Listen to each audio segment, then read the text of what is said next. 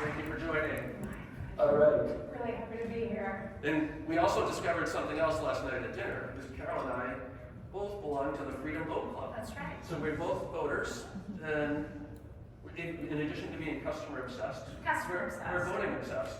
We think about customers while we're voting. We think about customers while we're voting. So I thought that was a great thing to discover. And for those of you that don't know what it is, it's a vote club that has like 2,000 locations around the world, basically, where you just pay a membership fee, and you can go reserve a vote and take it out. You just show up at the dock, get on, go out, bring it back, you leave. No insurance, no gas, no cleaning. And I was not paid to say that. But. All right. So Carol, we did a survey about a year ago of the whole customer marketing community, and we had more than 50%, probably 60 or so percent, aspire to go grow their careers to the C-suite. Awesome.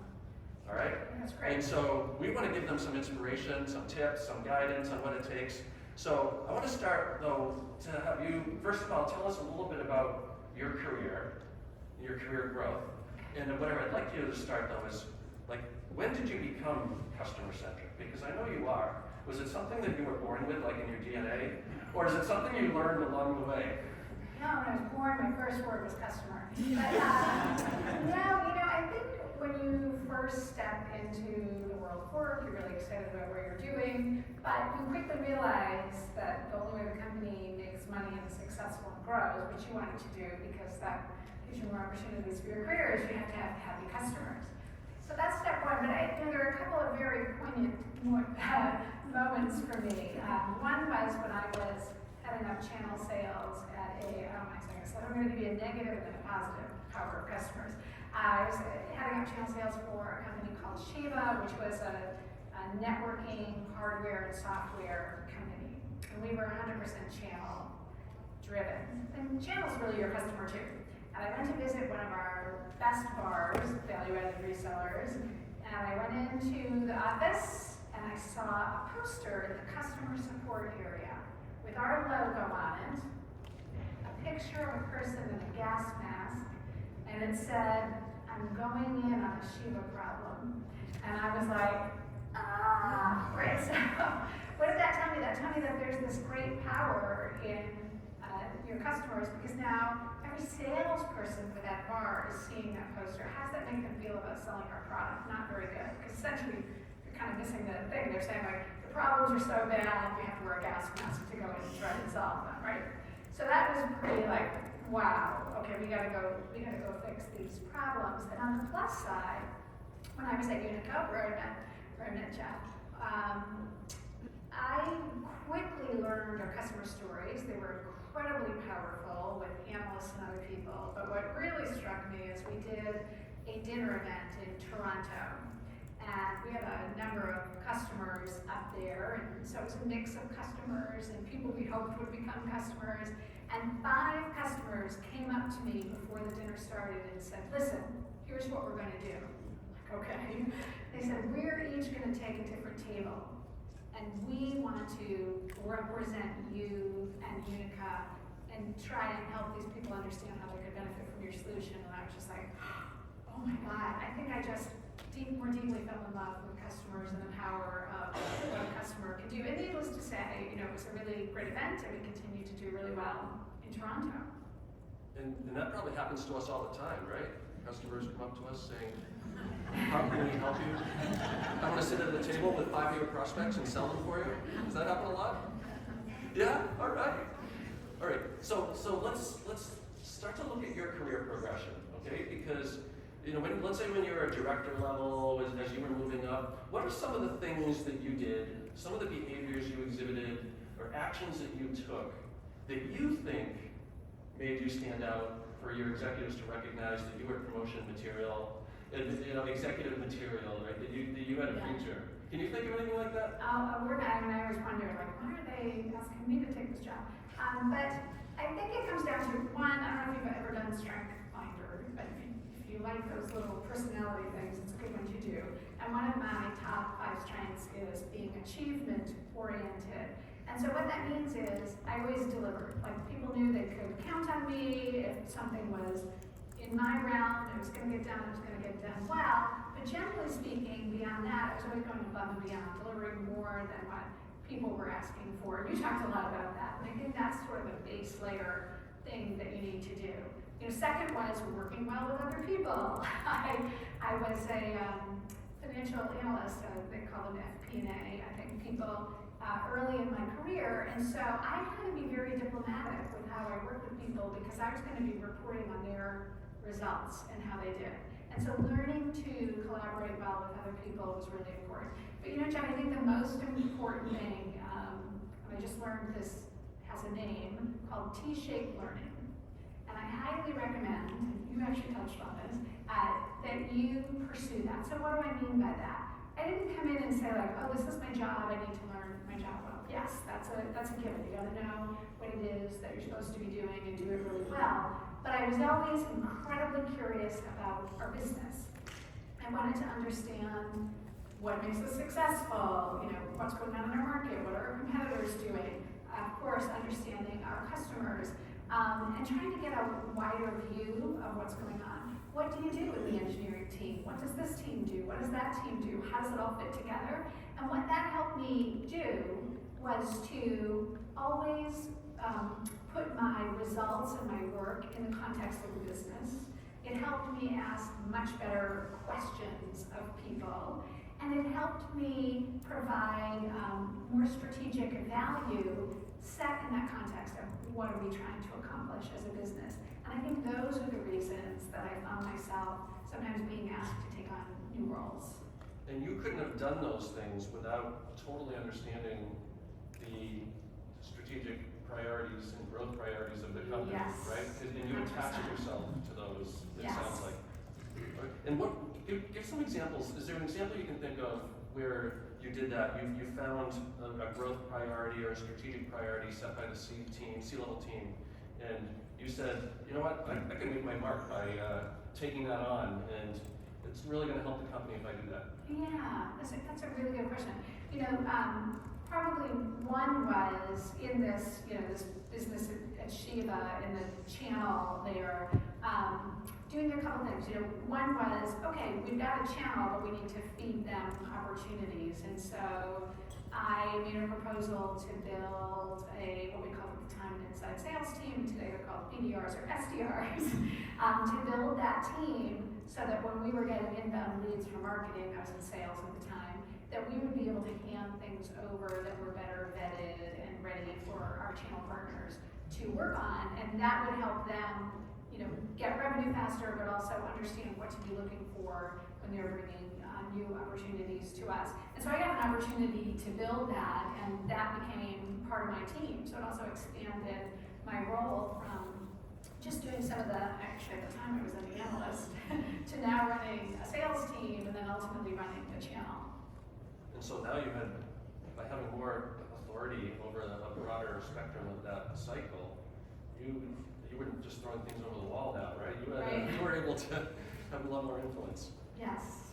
Okay. And then so now let's talk about in communicating with executives, as you were growing up through that career path, what are some of these lessons learned that you had, or some effective techniques that you used when you didn't feel like you were one of them yet, right? You're still rising through the ranks, like said pre-CMO. What are some of the ways that you would communicate, or even styles or techniques that you would use? Yeah, well, first I'll say I was probably too dumb to realize that there were probably some things I shouldn't have brought up or said. Because again, for most of my career before I got into more senior levels, I was actually in finance or in analysis and doing all kinds of analysis.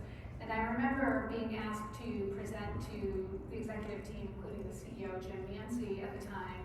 He wanted to understand a competitor we had called Borland, who was trashing our market with lower prices. You probably have heard that happen at some of your companies. And he wanted me to come in with, what should we do about this? And so I did that, but I did my own analysis and realized that, yes, they were a problem, but our much bigger problem is going to be Microsoft. And if you ever heard of the company called Lotus and you heard of the company called Microsoft, you probably know who won that battle. It was Microsoft. And so I did my presentation, I talked about Borland, and I said, but I want to, I'm not complete unless I tell you that I really don't think that Borland is our big problem. I really think it's Microsoft, and let me explain why. And the thing I found out is by using data, by being thoughtful and respectful in how I presented it, Jim Manzi did not kick me out of the room and tell me to go hide under a rock. He thanked me. They didn't do anything about it, but he thanked me for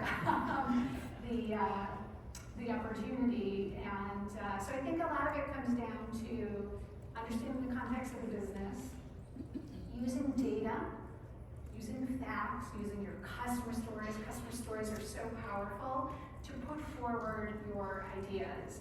And when you can do that, it doesn't just sound like you're whining about your own job, but you are really trying to contribute to the greater good of the company and serving your customers well. So I just discovered another thing we have in common. We were both in finance before marketing. And I think the reason I didn't know that is because when I was scrolling down your LinkedIn profile, I only went like 4 pages down. So it must have been, you've had so many achievements. All right, so let's talk about customer-led and customer centricity in a company. So do you think you were always lucky enough to be in a company where from the top down it was customer-led, customers are important, or was there ever a time where you felt like you needed to sort of influence the culture or start to make the case for why customers are more important than what we're treating them? And you don't have to be, you can even be anonymous if you don't want to throw one of those companies or CEOs under the bus.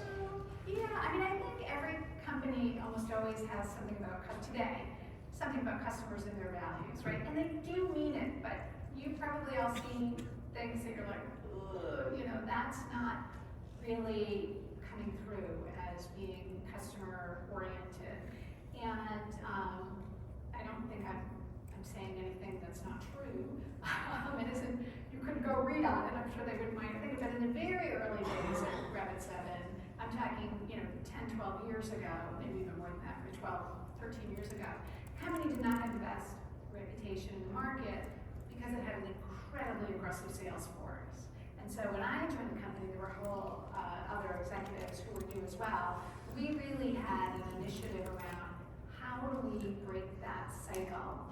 And I can't say that it was a magic bullet, but I think a lot of it was around changing our language.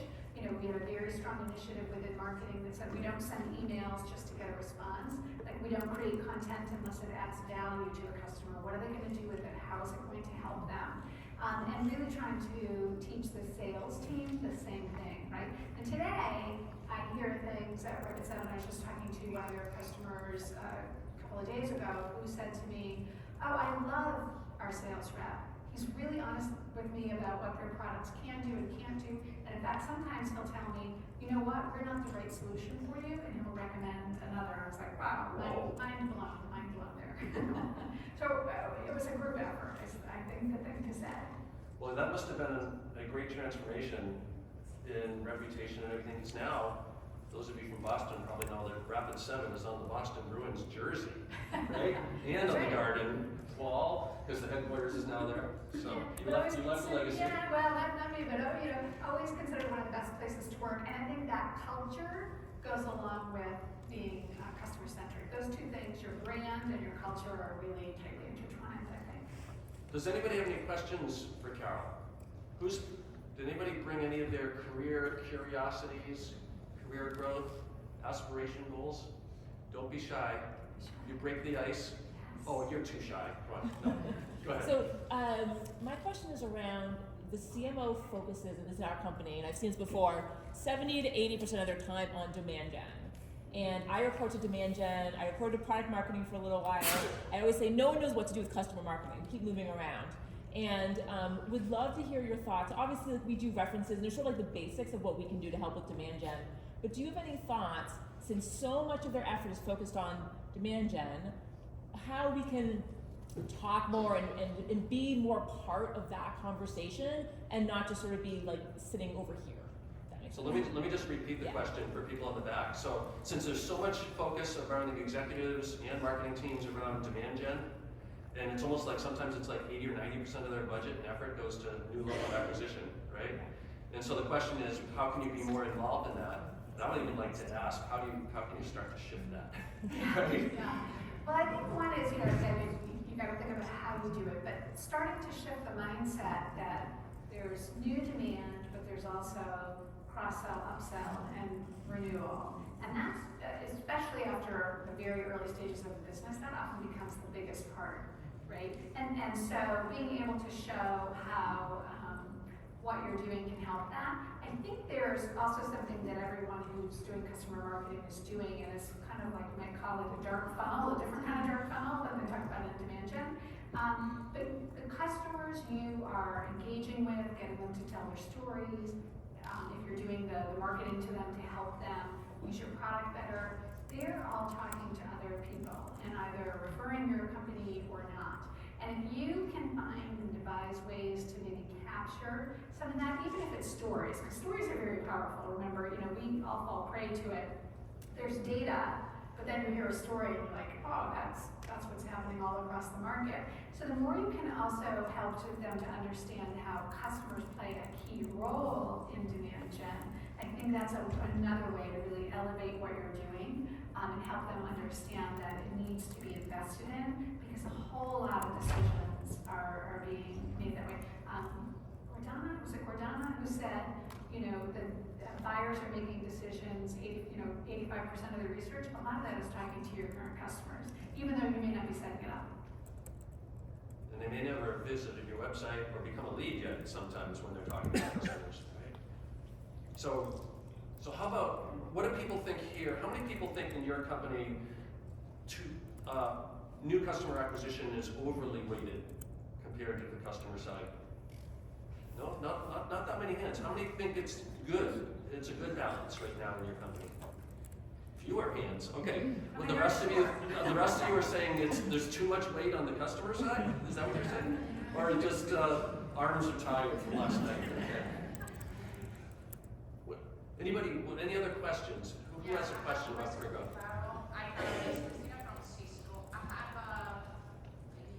Can somebody run a mic to her? We're going to run a mic to you. Speed racer Dana is on her way. Hi, Carol. It's Christina from Cisco. I have, first of all, thanks for this speech, so inspiring. And the first question is, in your experience, which is the new mindset that you see now in successful CMO, which let you think, okay, this is the mindset that can help the company to win? And the second question is, what are the characteristics of this successful mindset, so we can also, search some of this behavior in our stakeholder in order to understand if it's an easy win for us when we need to have this conversation you mentioned before. Yeah. Great question. Yeah, that's Christina. That's a Great question. Yeah. Because I do think what makes a CMO successful does vary a little bit by company and by stage of company. I was the CMO of Rapid7 from less than 30 million to about 400 million. And what I had to do at various stages, I think changed a lot. I think that what I think is a very successful mindset is something that sort of blows up the typical way people think about CMOs. When you interview for a CMO job, people will say, are you a demand gen CMO? Are you a product marketing CMO? Or are you a communications and brand CMO?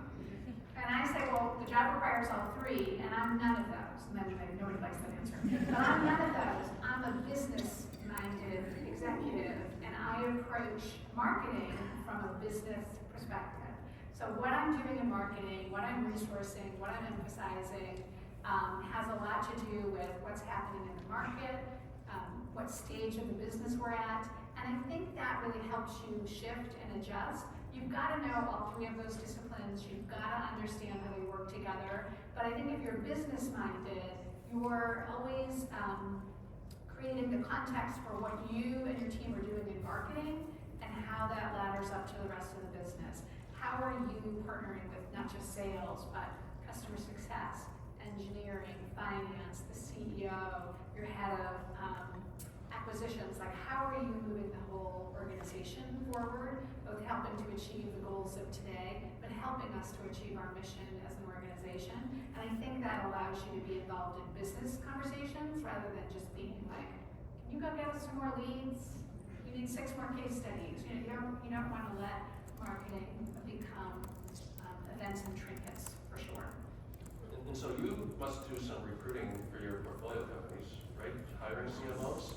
So maybe to build on Christine's question, what are some of the attributes you look for? And I know they're probably earlier stage. Yeah, but, we're super early stage. Super early stage. Okay. All right. Let's say you were looking for somebody for like a $500 million company or something. You were looking to bring in a CMO, or you were at one and you were retiring and they were asking you to pick your replacement.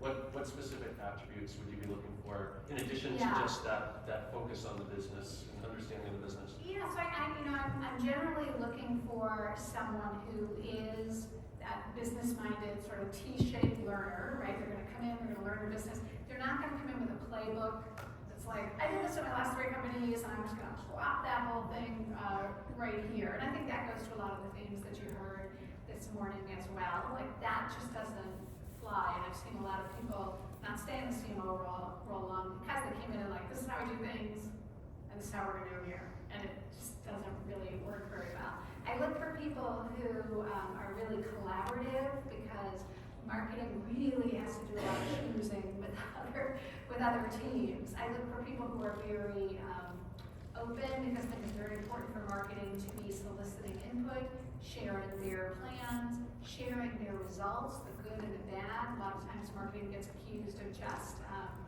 only saying things are great. Look at all the web visitors who came. Oh, but we missed our revenue number. Oh, okay. It doesn't always work so well, so I look for those kinds of characteristics in someone. So, really dedicated, very growth mindset, and has all those skills and capabilities. I just recently introduced someone for a CMO role, and he is so business-minded that he got the role, but he's not the CMO. He's the chief operating officer. So he elevated the role. I think that's like the best story I've ever get. All right. Well, I think we're going to move on now. But Carol, thank you so My much for pleasure. sharing your wisdom.